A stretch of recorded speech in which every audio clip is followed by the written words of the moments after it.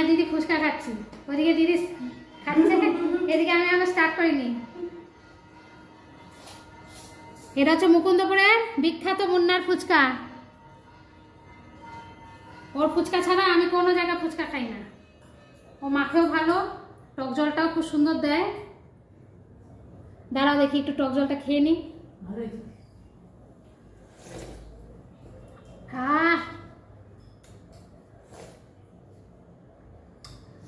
Talk talk, a heavy, দারুণ হয়েছে, দারুণ। ফুচকাটা খাই। তোমাদের যারা ফুচকা খেতে চাও মুকুন্দপুরে চলে আসবে, এসে মুন্নার ফুচকা, মুকুন্দপুরের বিশ্ববিখ্যাত ফুচকা ওর। এই যে একটু টক জলটা নিলাম, একটু ঘুরিয়ে নেবে, তাহলে মশলাটা টক জলের মধ্যে ঢুকবে। দিয়ে এবার খাও। আমার হাড়টা এত ছোট, একটা গোটা ফুচকা খেতে পারি না।